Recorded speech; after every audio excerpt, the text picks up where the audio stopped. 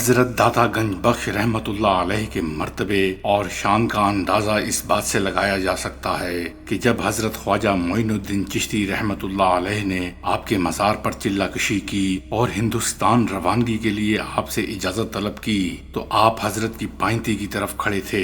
آپ کی زبان مبارک پر یہ شعر آ گیا: گنج بخش فیض عالم مظہر نور خدا، نا قصارا پیر کامل کاملاں را رہنما۔ اسی وقت سے آپ گنج بخش کے لقب سے مشہور ہو گئے۔ گنج بخش کے معنی ہے خزانے بخشنے والا، لیکن تذکرہ نویسوں نے ایسی بات سے اختلاف کیا ہے۔ ان کا کہنا ہے کہ گنج بخش کا لفظ بطور لقب ہے۔ حضرت معین الدین چشتی کے آپ کے مزار پر آنے سے پہلے ہی یہ لقب شہرت پا چکا تھا۔ ان کی رائے میں یہ شعر کسی معمولی اور غیر معروف شاعر کا ہے۔ ایک گروہ اس بات پر بھی اختلاف کرتا ہے کہ خزانے بخشنے والا صرف اللہ کی ذات ہے، اس کے کسی بندے کی نہیں۔ اس طرح دیگر صفات جو اس شعر میں بیان کی گئی ہیں، ان صفات کا خدا کی ذات کے علاوہ کسی اور سے منسوب کرنا شرک ہے۔ حضرت علی حجویری اپنی کتاب کشف الاسرار میں اپنے آپ سے مخاطب ہو کر کہتے ہیں: اے علی، تجھے خلقت گنج بخش کہتی ہے، اور عجب لطف ہے کہ تو ایک دانہ بھی اپنے پاس نہیں رکھتا۔ اس بات کا کہ مخلوق تجھے گنج بخش کہتی ہے کبھی خیال بھی نہ لا، ورنہ محض دعوے اور غرور ہوگا۔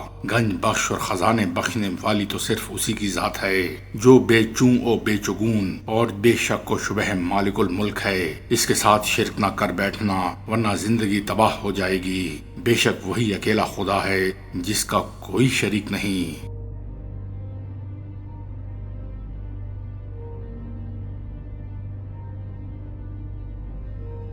معلوم ہوتا ہے کہ آپ کی فیض کی رسانی سے متاثر ہو کر لوگوں نے جو آپ کے گرویدہ ہو گئے تھے، آپ کو گنج بخش کہنا شروع کر دیا، کیونکہ جو انہوں نے مانگا اور جو چاہا سو پایا۔ اور حضرت خواجہ معین الدین چشتی نے وفور محبت اور جذبات کے عالم میں یہ شعر پڑھا اور مشہور ہو گیا۔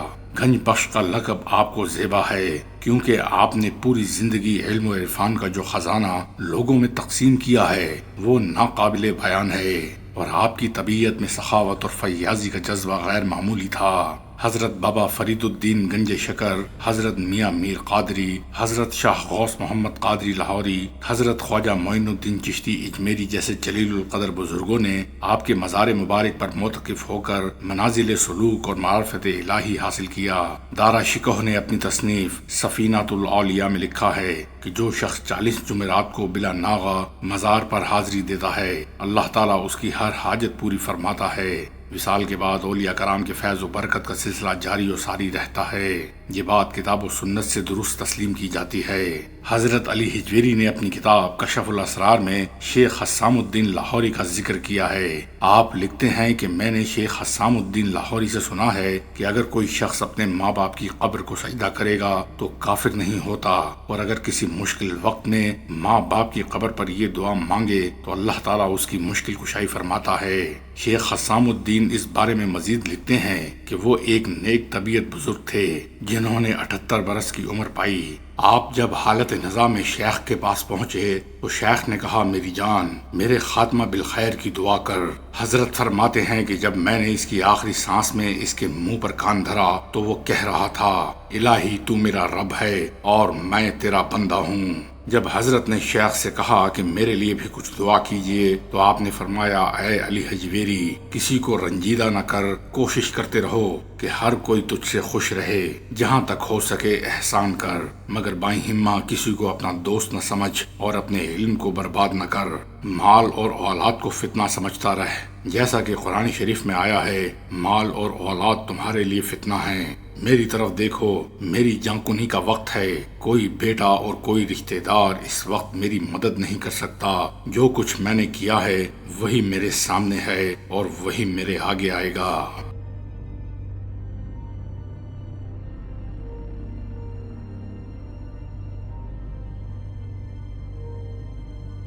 کشف المحجوب سے معلوم ہوتا ہے کہ آپ نے 2 مرتبہ نبی اکرم صلی اللہ علیہ وآلہ وسلم کی زیارت فرمائی۔ لکھتے ہیں کہ میں علی بن عثمان جلابی ہوں، حضرت رسول اکرم صلی اللہ علیہ وآلہ وسلم کو خواب میں دیکھا تو عرض کیا کہ یا رسول اللہ صلی اللہ علیہ وآلہ وسلم مجھے کچھ نصیحت فرمائیے۔ آپ نے ارشاد فرمایا کہ اپنے حواس خمسہ کو قید میں رکھنا ہی مکمل ترین مجاہدہ ہے، اس لیے کہ تمام علوم کا حصول انہی پانچوں دروازوں سے ہوتا ہے، یعنی دیکھنا، سننا، چکھنا، سونگھنا اور چھونا۔ وہ پانچ حواس ہیں جو اس علم اور عقل کے قافلے کے سالار ہیں۔ ایک اور خواب کا ذکر کیا جس سے حضرت امام ابو حنیفہ کے بلند مقام کا اظہار ہوتا ہے۔ آپ نے اپنا خواب بیان کرتے ہوئے لکھا ہے کہ میں ایک دفعہ ملک شام میں مؤذن رسول حضرت بلال رضی اللہ تعالی عنہ کی مزار پر سو رہا تھا۔ خواب میں دیکھا کہ میں مکہ معظمہ میں ہوں اور نبی اکرم صلی اللہ علیہ وآلہ وسلم ایک بزرگ کو بچوں کی طرح شفقت سے اپنی بغل میں لیے باب بنی شیبہ سے اندر تشریف لا رہے ہیں۔ میں دوڑا اور نبی اکرم صلی اللہ علیہ وآلہ وسلم کے ہاتھ پاؤں چومے۔ حیران تھا کہ یہ بزرگ کون ہیں اور یہ کیا صورت ہے۔ آپ نور باطن سے میرے دل کی کیفیت کو جان گئے اور فرمایا تیرا امام ہے اور تیرے ہی علاقے کا رہنے والا ہے۔ مجھے اپنے علاقے کے اعزاز پر بڑی خوشی ہوئی۔ آپ کے اس خواب سے حضرت امام اعظم یعنی امام ابو حنیفہ کی شان ظاہر ہوتی ہے۔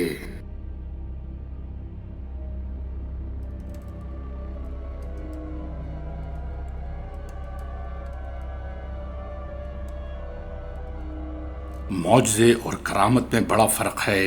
معجزہ وہ ہوتا ہے جو ظاہر کیا جا سکتا ہے اور یہ نبیوں کی صفت ہے۔ کرامت وہ ہے کہ اسے جہاں تک ہو سکے ظاہر نہ کیا جائے اور یہ ولیوں کی صفت ہے۔ حضرت داتا گنج بخش رحمت اللہ علیہ اثبات کرامت کے بیان میں فرماتے ہیں کہ ولی سے ہر کرامت کا ظہور جائز ہے کیونکہ وہ اس کی سچائی کی علامت ہے، اور ولی کی کرامت نبی کی نبوت کا ثبوت ہے، اور مومن کے لیے بھی ولی کی کرامت نبی کی روایت اور سچائی پر زیادہ اعتماد پیدا کرتی ہے۔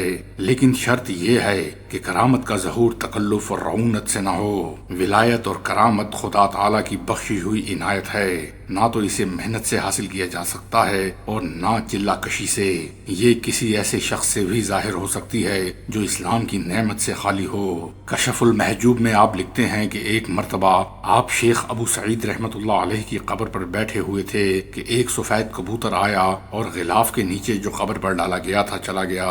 آپ فرماتے ہیں کہ میں سمجھا شاید کسی نے اڑایا ہے، جب غلاف الٹ کر دیکھا تو کچھ بھی نہ تھا۔ دوسرے اور تیسرے دن بھی یہی حیرت انگیز واقعہ ہوا۔ رات کو شیخ خواب میں ملے تو میں نے ان سے اس واقعے کا ذکر کیا۔ فرمایا یہ کبوتر میرے معاملے کی مثال ہے اور ہر روز میری قبر پر میری ہم نشینی کے لیے آتا ہے۔ ولیوں کی کرامتوں کے متعلق آپ نے اپنے چشم دید واقعات کا تذکرہ اپنی کتاب میں کیا ہے۔ اس سے پہلے شیخ ابو القاسم گرگانی کا ستون سے ہم کلام ہونے کا واقعہ اور فرغانہ میں باب عمر کے پاس فاطمہ نامی ضعیف خاتون کے بے موسم کے پھلوں کے لانے کا واقعہ بھی موجود ہے۔ یہ کرامات تو ہیں جن کا آپ نے مشاہدہ کیا، مگر جو کرامات آپ سے ظہور پذیر ہوئیں وہ مختلف تذکروں کے ذریعے ہم تک پہنچی ہیں۔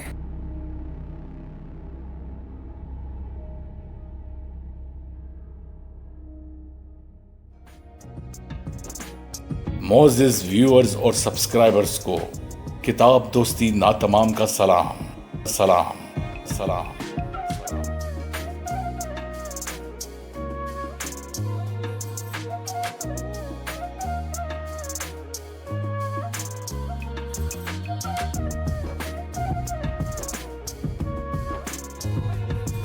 آپ سے گزارش ہے برائے مہربانی میرے دوسرے چینل ورلڈز انفارمیشن انسائکلوپیڈیا کو سبسکرائب کیجیے، جس کا لنک ڈسکرپشن میں موجود ہے۔